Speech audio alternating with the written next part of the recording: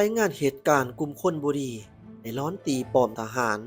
อยู่เมืองปากท่าแขวงบ่อแก้วขอบเขตชายแดนลาวไทยดินต่อแผ่นเหตุการณ์เกิดขึ้นในวันที่3พฤษภาคม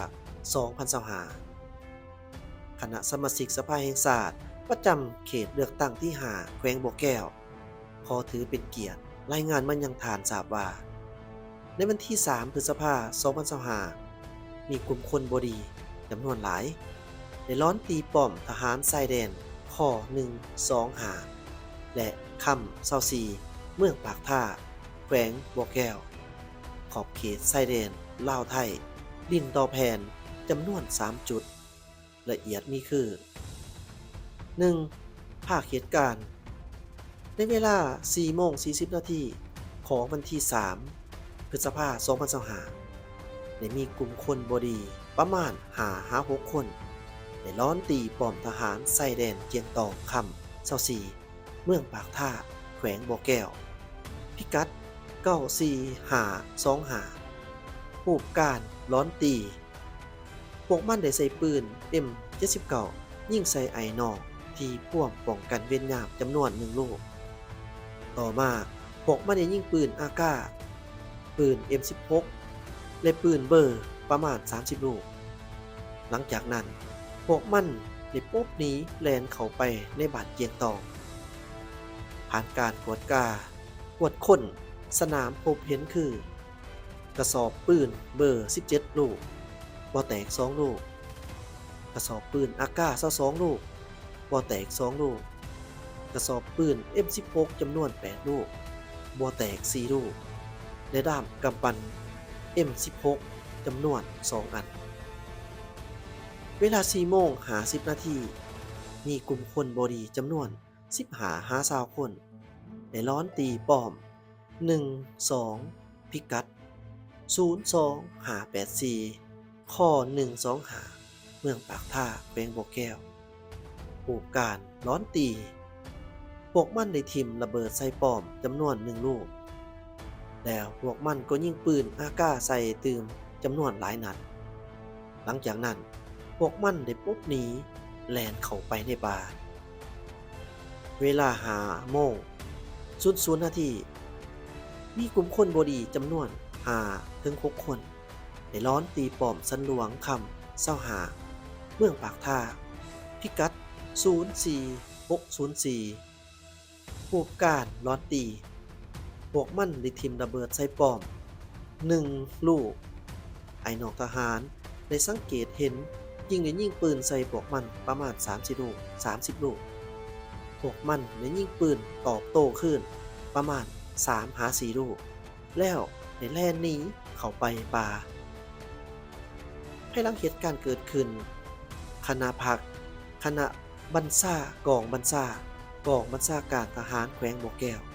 ได้มอบหมายให้สหายพันเอกบุญจันทร์ศรีทบูรณ์หัวหน้าห้องเสนาธิการสหายพันโทสุบินทร์ศรีหราชห้องเสนาธิการกองบัญชาการทหารแขวงบ่อแก้วพร้อมทั้งกำลังป้องกันและแพทย์จำนวน19สหายขึ้นไปกอบกู้เอาผู้บาดเจ็บแต่ถูกวงสกัดของศัตรูอยู่ทางขึ้นป้อมหลังจากนั้นก็ได้ประสานให้กำลังอยู่จุดประชาการก่อนตื่นนำพาโดยพันโทบุญธาศรีสมบัติหัวหน้าการทหารกองบัญชาการทหารเมืองปากท่าจัดตั้งกำลังไปตีตัดหลังแต่ไปฮอดระยะกายบ้านห้วยแม่งถือศัตรูสกัดอีกบ่สามารถไปช่วยพักส่วนที่ถือสกัดอยู่ทางขึ้นป้อมหนึ่งได้ในเวลา3:00 นาทีของวันที่4พฤษภาคม2025กำลังอยู่ป้อม3ได้ปรากฏเห็นแสงไฟอยู่จุดชายแดนฝั่งไทยเคลื่อนเข้ามาฝั่งลาวไอ้น้องจึงได้ตัดสินใจใส่ปืนอากาศยิงใส่แต่บ่มีการตอบโต้เวลา5:00 นาทีของวันที่4พฤษภาคม2025 กำลังปลอม02ได้นำใส่หมากแตก มีหมากแตกมือแกว่งใส่จุดสงสัยจำนวน3ลูก แต่บ่มีการตอบโต้ เวลา 7:30 นาทีกำลังที่ประจำอยู่เจียงตองได้รับการรายงานจากประชาชนและกองร้อนบ้านเจียงตอง พบเห็นบาโร่จำนวน1หน่วย เวลา 9:30 นาทีกำลังของพวกเฮาได้เปิดฉากบุกตีศัตรูอยู่ขอบป้อม01อย่างดุเดือดจนหอดเวลา 13:30 จึงหยุดยิง ผ่านการตรวจค้นสนามพบเห็นระเบิดประดิษฐ์จำนวน2หน่วยบ่ทันแตก ในเวลา 6:00 นาทีเจ้าหน้าที่ปกสปกสได้กักตัวผู้ต้องสงสัย1คนชื่อท้าวมีทออายุ32 ปีบ้านหัวบ้านเมืองเสียงฮ้อนแขวงสยามบุรีอยู่ที่ขอบเขตบ้านก่อนตื่นจุดบัญชาก่อนตื่นเมืองปากท่าแขวงบ่อแก้วผลเสียหายต่อกับเหตุการณ์ที่เกิดขึ้นในครั้งนี้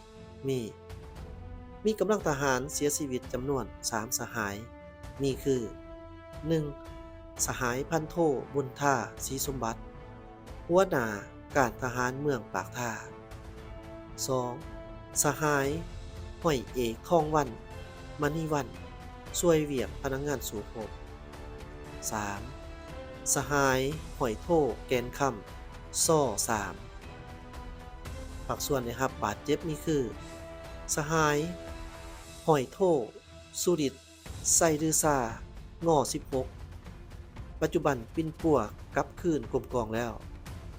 2. สหายซ่อ1สอนทวีมิตรบันเลืองข้อ125ปัจจุบันปินปัวอยู่ 3. สหายโซ่1บุญเลี่ยงข้อ125ปัจจุบันปินปัวอยู่ผลการแก้ไขมาฮอดปัจจุบันบรรดาจุดเกิดเหตุดังกล่าวกำลังพวกเฮาได้เป็นเจ้าการและสามารถควบคุมพื้นที่ได้ทั้งหมดแล้วรวมสืบต่อสืบสวนสอบค้นหาพวกกลุ่มคนบ่ดีนั่นด้วยความเป็นเจ้าการในวันที่ 6 พฤษภาคม 2025คณะประจำแขวงได้แต่งตั้งคณะพิสอบในแต่ละภาคส่วนเพื่อให้เข้าใจสถานการณ์และเป็นเจ้าการร่วมกัน